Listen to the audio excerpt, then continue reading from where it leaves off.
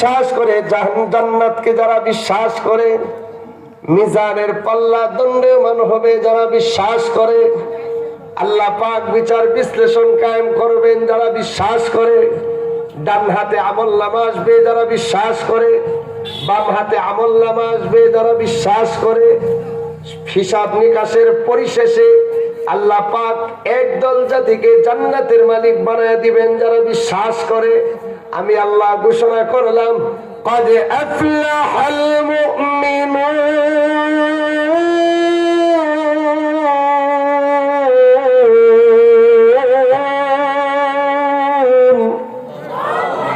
আল্লাহ বললেন, যারা এই সমস্ত সব বিষয়ের উপরে যাদের বিশ্বাস অটুট থাকবে, আমি আল্লাহ ঘোষণা দিলাম এই সমস্ত মানুষগুলো সফলতা অর্জন করে ফেলেছে। সুবহানাল্লাহ, একটু জোরে কোন। মানে এই সমস্ত কথার উপরে যারা বিশ্বাস করে তারা সফলতা অর্জন করে ফেলেছে। করবে না, করবে না, করে ফেলেছে। তারা অগ্রগামী হয়েই গেছে। তারা আল্লাহকে বিশ্বাস করার কারণে, পরকালকে বিশ্বাস করার কারণে তারা কামিয়াব হয়ে গেছে। জোরে আওয়াজ দিয়া কর আল্লাহু আকবার। এখন আপনি বলেন, দুনিয়ার মানুষে যত মানুষ আল্লাহর জমিনে আছে, পৃথিবীর সব মানুষের মধ্য থেকে সুখী এবং সফল কাম আরামে আছে এক জাতি, যারা হলো ইমানদার মুত্তাকি। কথা কন। আর যারা বেঈমান, আপনি দেখবেন তাদের অনেক কিছু আছে, যায় দেখেন অন্তরে শান্তি নাই। কথা কন। অন্তরে কি নাই? শান্তি নাই। বেঈমান পর্যন্ত যাওয়া লাগে না। মুসলমানদের মধ্যেই যারা দিন থেকে দূরে আছে, দিনের সাথে যাদের সম্পর্ক ভালো না, আপনি তাদের হালত যাচাই বাছাই করে দেখেন, তারা দিনদার মানুষের চাইতে অনেক পেরেশানির মধ্যে আছে। কথা কন ঠিক কিনা? এই জন্য আল্লাহ বলেন, এ মুমিনেরা, তোমরা কামিয়াব হয়ে গেছো, তোমরা সফলতা অর্জন করেই ফেলেছ, তোমরা কামিয়াবির ঊর্ধ্বগামী হয়ে গেছো। তোমাদের কাছে আমার যে আমানত দেওয়া হয়েছে, এই আমানতের উপরে যদি তোমরা আমানতধারিতার সাথে চলো, আমি আল্লাহ তোমাদেরকে জান্নাতের মালিক বানায়া দেব। আল্লাহ পাকের সবচেয়ে বড় আমানত হলো, তাফসীরের কিতাবের মধ্যে মুফাসসিররা কেরাম এক আয়াতের দিকে ইঙ্গিত করে বলেন, ইন্না আরাদনাল আমানাতা আলাস সামাওয়াতি ওয়াল আরদি ওয়াল জিবাল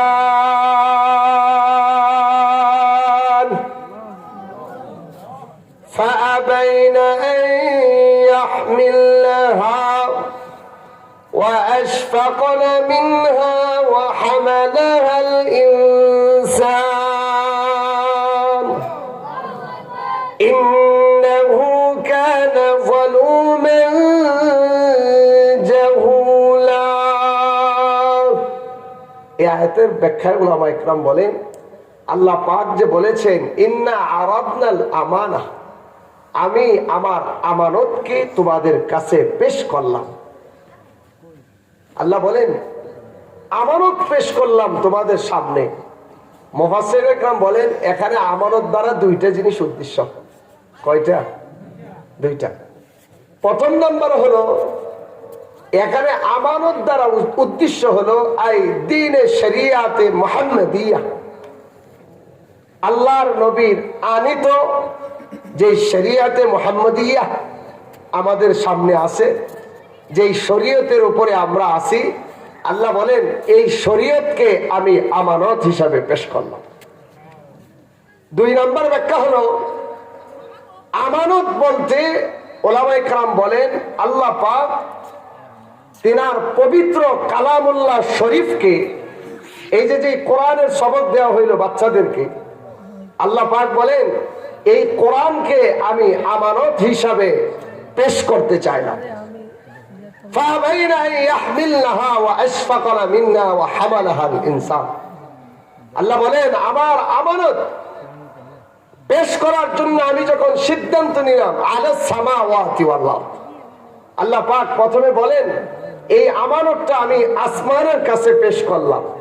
আসমান, রাজি আছো আমার এই কোরআনের আমানতটা তোমরা গ্রহণ করবে? জমিনকে আমি বললাম জমিন তোমরা কি রাজি আছো আমার এই কোরআনের আমানতটা তোমরা গ্রহণ করবে? তাফসীরের মধ্যে মুফাসসিরিন একরাম বলেন যখন আসমানকে আর জমিনকে প্রস্তাব দেওয়া হইল, আসমান বলে আল্লাহ এই কোরআন নেওয়ার মতো ক্ষমতা আমাদের নেই। জমিনের কাছে যখন পেশ করা হলো, জমিন সেম একই উত্তর দিল। জমিন বলে আল্লাহ এই কোরআনের ওজন আমরা সামাল দিতে পারবো না, এটা আমাদের দ্বারা সম্ভব। আল্লাহু আকবার। আরেক আয়াতের মধ্যে আল্লাহ বলে লাউ আনজালনা হাযাল কুরআন আলা জাবালিন লারাআইতাহু খাশিআন। আল্লাহ বলেন এই আয়াতের মধ্যে আমি যদি কোরআনকে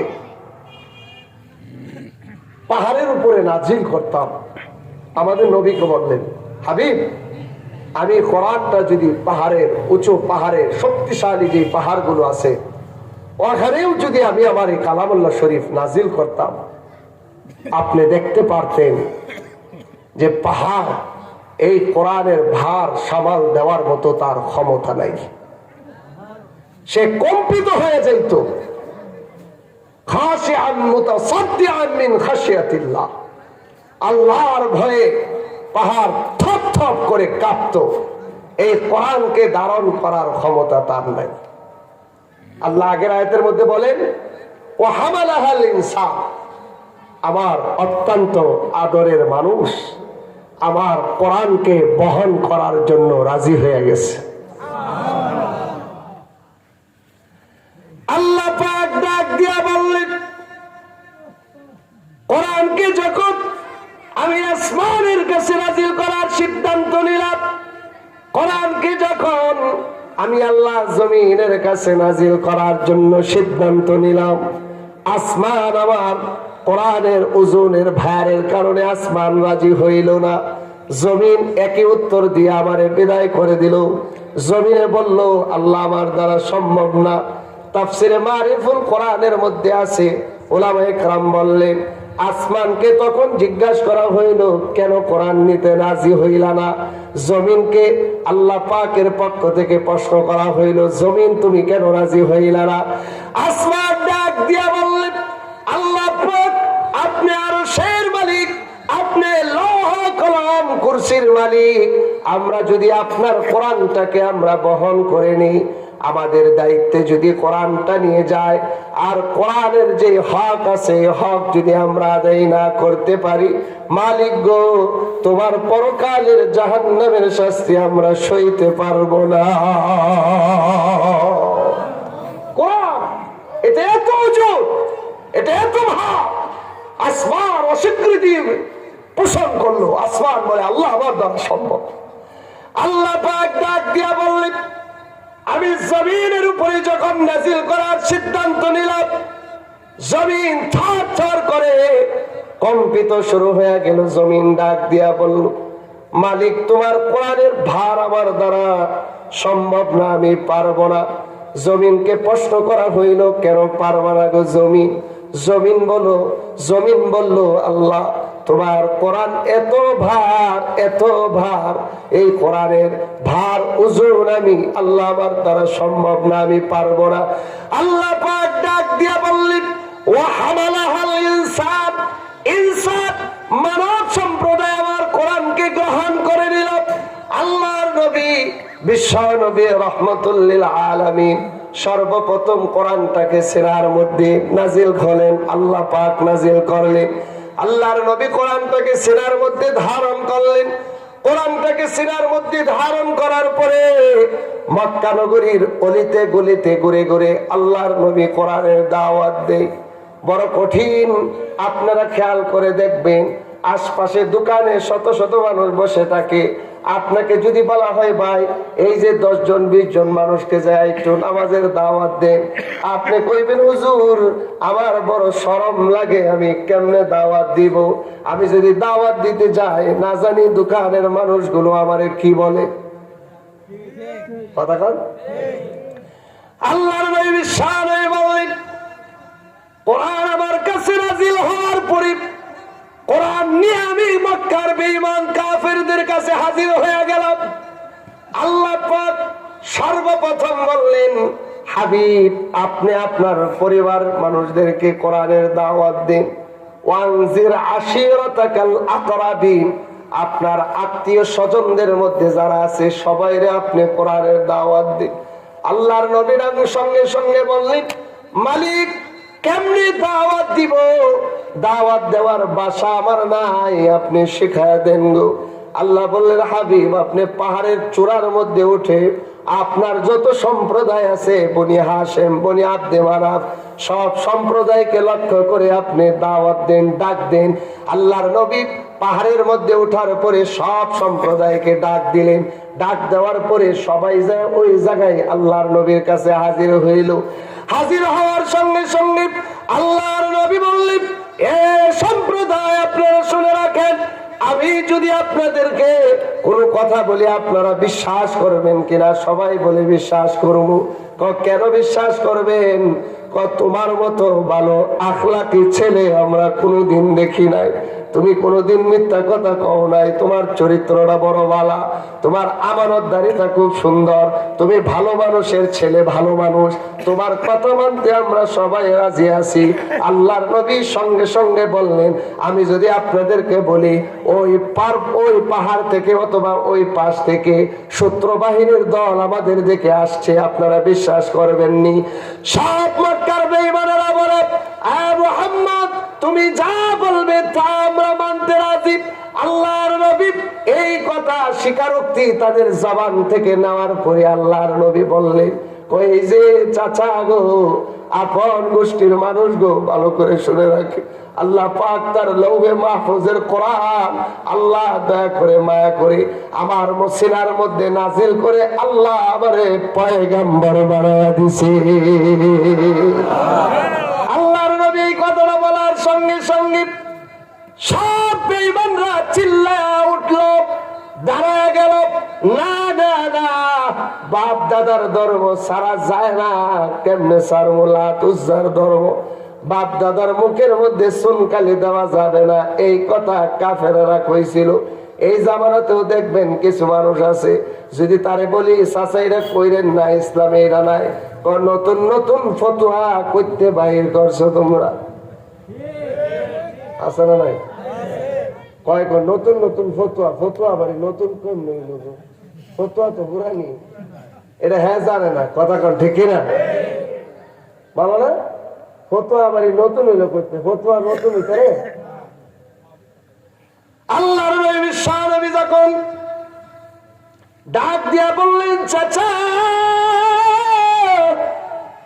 আল্লাহ কোরআন নাযিল করছে আমার সিনার উপরে, লৌহে মাহফুজের সবচেয়ে দামি কিতাব আমার সিনার মধ্যে চলে আসছে গো। চাচা গো আমি আপনাদের আদরের ভাতিজা, আমি আব্দুল্লাহর বেটা মুহাম্মদ, আল্লাহ দয়া করে মায়া করে আমার সিনার মধ্যে কোরআন দিয়ে দিছে। আমি আগে মুহাম্মদ ছিলাম, এখন আমি শুধু মুহাম্মদ না মুহাম্মাদুর রাসূলুল্লাহ হয়ে গেছি। আল্লাহু আকবার, জোরে কথা ঠিক না? আল্লাহর নবী সঙ্গে সঙ্গে ডাক দিয়া বললেন আপনাদের উপরে আমার আবদার হইল, আল্লাহ যে কোরআন আমার উপরে নাজিল করেছে আপনারা মেনে নেন, কোরআনের দাওয়াতটা আপনারা মেনে নেন। যদি কোরআন মানেন তাহলে কামিয়াব হয়ে যাবেন, আল্লাহ পাক জান্নাতের মালিক বানায়া দিন। কোরআন ছাড়া যত ধর্ম আছে গো, একটা ধর্মেরও কোনো দাম আল্লাহর কাছে নাই, কথা কন ঠিক কিনা? যখন হুজুর সাল্লাল্লাহু আলাইহি ওয়াসাল্লাম আরে ওয়াজ করতেছি এরপরে গরম লাগে, কোন ছেলে কই যায় একটু চা দিয়ে খবর করবে, আমার খুব মহাপ্রতের মানুষ, শিক্ষিত, এবারে আবার এটা ফালাই দিও না বাড়ি সে তব ফক ধরেন লাগাতার ওয়াজ মাহফিল তো থাকে, ওয়াজ মাহফিল আল্লাহ পাক যথেষ্ট এদিক সেদিক দৌড়াদৌড়ি করা লাগে। এখন হঠাৎ করে আমার শরীরটা বেশ ভালো না। আমি এবারে কোনোদিন দাঁড়ায় আওয়াজ করছি না, এই জীবনের প্রথম ছবি তুললাম, আমি জীবনের প্রথম দাঁড়ায় আওয়াজ করছি। আমি বসেই করি, কিন্তু আমার কোমরে একটু ব্যথা, এই জন্য ভাবলাম যেহেতু সব সরে গেছে হিনতে একটু খারে কয়ে না। আল্লাহু আকবার কই, একটু জোরে মালিকের একটা ডাক দেন না। না এখন আর বলবো না, চা দিলে দাঁড়ায় খামো। শোনেন, মাঝে মাঝে আল্লাহর একটু ডাক দিলে কি খারাপ লাগে? বেড যাতে না ভিতরে ফ্যান্ডেলে আল্লাহর বেড়ানরা আছে, আর যদি শব্দ শব্দ না হই বেড ডান করবো সব কোন সময় ভেঙে গেছে যা যাই আমরা কইব কিনা। এই জন্য মাঝে মাঝে আল্লাহর একটু ডাক দেন, আল্লাহু আকবার। হ্যাঁ খাইলে দা আরে বেড়া এত দুর্বল হয়ে গেল বেড়া, লাগাতার ওয়াজ করতেছি বেড়া, ওরা মাস ঘুম নাই, হুগায় কাটিয়ে যেতেছি ওয়াজের খেলা। কালকে গেছি পাবনা, কিরম বুঝুন, যখন পাবনার কথা কইছি সবাই ডরাই গেছে, কি ব্যাপার পাবনা তো আবার ফাগলা কারাগার আছে, হেরে গেলাম না কিনা। সকালে আসছি ঢাকায় 10টা-11টার দিকে, আইসা আমার বাসা বাড়ি, আমি বাচ্চাদের কিনে ঢাকায় থাকি, বাসা একটু আরাম করলাম, পরে আস্তে ধীরে বাইরে হইলাম আপনাদের উদ্দেশ্যে। আল্লাহ, আপনাদের খারাপ লাগতেছে বাজার?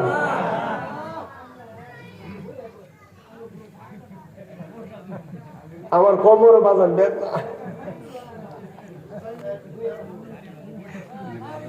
না, এই যে বৈশা থাকতে থাকতে এই যে লং জার্নি করি যে, এটা এই জন্যই বললে লইলাম। ধরেন হেনতে পাবনা, হেনতে ত্রিশাল, হেনতে বরিশাল, হেনতে পটুয়াখালী, কোমর ওরা বেদনা গেছে না। দোয়া করে দিতাম আব্বা। আল্লাহু আকবার কই। বাবা যদি অসুস্থ, ফুতাইরা যদি লগে অসুস্থ হয়ে যায় তাইলে তো সব গেল। আর ফুতাইন যদি যায় সাহস যোগা, আব্বা আমার কিছু হয়েছে না, কেন কইছে আমি মরে যাবে, আমার হলে ভিজিট যাবো, ভিজিট না কাম হইলে ইন্ডিয়া যাবো। বাবা ফুতের এই কথা শুন এমনি অর্ধেক সুস্থ হয়ে যা, কথা কান না কে আমি অসুস্থ দিকে আমার যদি করে যাইয়া তাহলে তো ওয়াজ গেছে। আর আপনারা যে না হুজুর ইনশাল্লাহ চলবো। ওই সারা তুই কি কথা বলি, ভিতরে ভিতরে বাইরে থেকে আর ধাক্কা দিস না, ভিতরে বল। হুজুর সাল্লাল্লাহু আলাইহি সাল্লাম যখন দাওয়াত দেওয়া শুরু করলেন, বাজান শুনেন বুঝছে শর্টে কথা শেষ করে দিন। তখন হুজুর সাল্লাল্লাহু আলাইহি সাল্লামের আপন চাচা কেডা?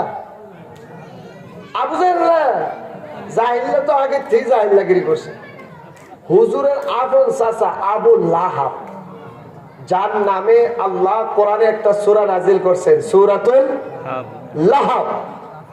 এই আবু লাহাব কয় মুহাম্মদ কইলা কি দিয়া আমাদের বাপ দাদার ধর্ম ছাইরা তোমারে নবী মানবার লেগে আমরা এই পার হইছি, খায়া কামান নাই। তাব্বান লাকা ইয়া মুহাম্মদ আলি হাযা জামাতানা। ও মুহাম্মদ, তুমি আমাদেরকে ডাকছো বাবা, প্রাচীন কালের বাপ দাদার দরবারে আমরা সুনকালি লাগাইতাম, তোমার হাত ধ্বংস হোক। এটা আরব দেশের ওই সময়ের একটা বদ দোয়া ছিল। আমাদের দেশে অনেক সময় ছেলে মেয়েরা বা আমাদের মুরব্বীরা বদ দোয়া দেয় না, তুই গাড়ি তোলে হইরা মরতারস না, কথা কান।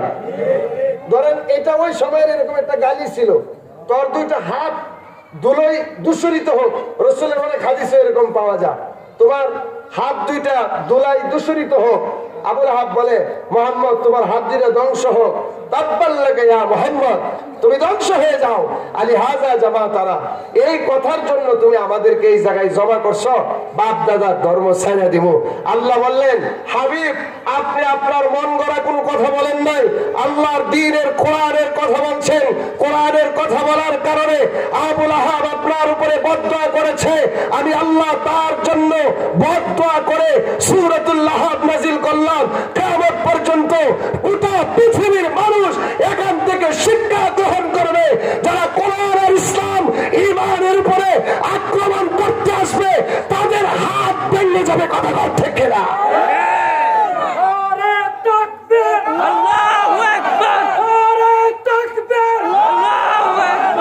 ইসলামের দুশমন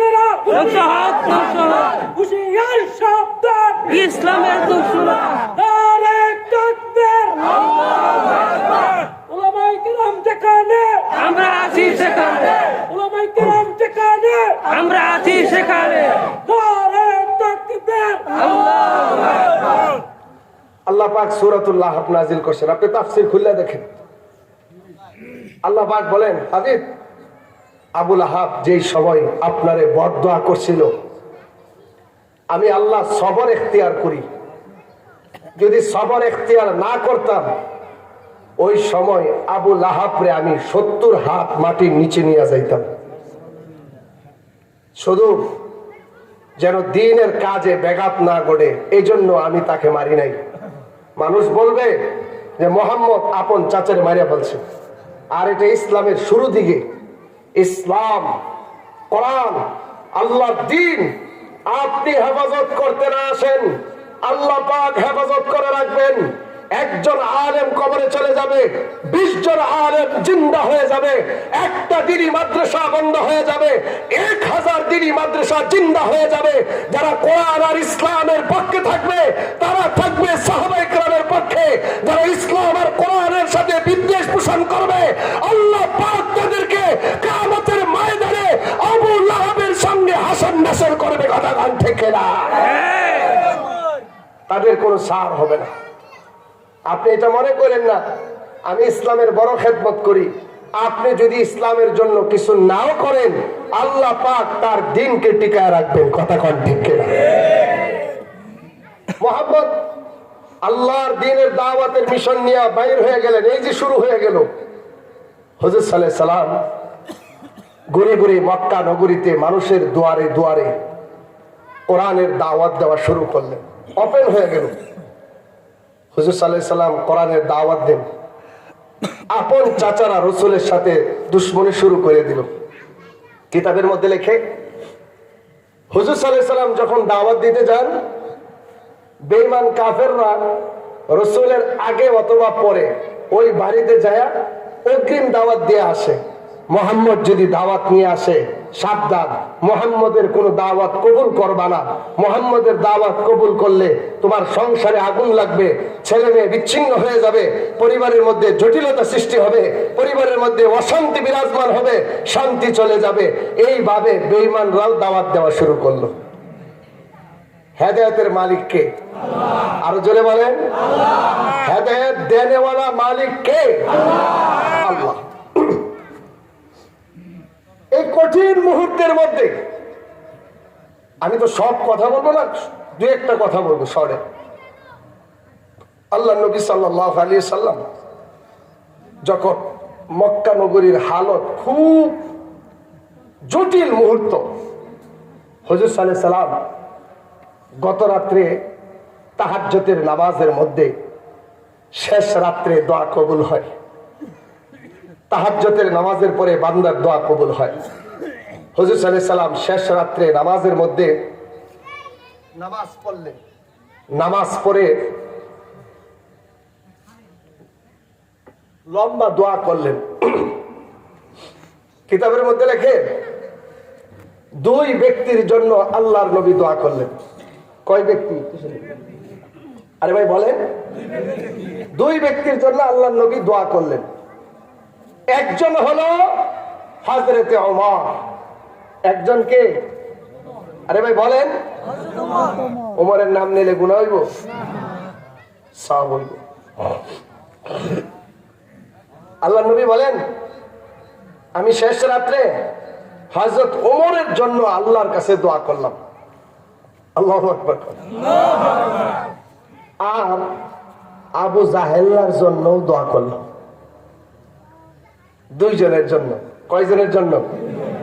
একজন হযরত ওমর, আরেকজনকে আবু জাহেল্লা। আল্লাহ নবী আগের দিন রাত্রে খুব কান্নাকাটি করলেন শেষ রজনীতে।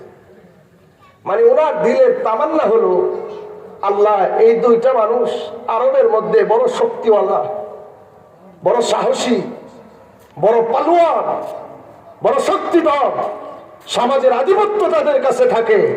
আল্লাহ তুমি যদি এই দুইটা মানুষকে কবুল করে নাও, তাহলে আমার দ্বারা দিনের দাওয়াত দেওয়া সহজ হবে। কথা কন ঠিক কিনা? আরে মিয়া সবকিছুই লাগে, লাড়িও লাগে মাঝে মাঝে।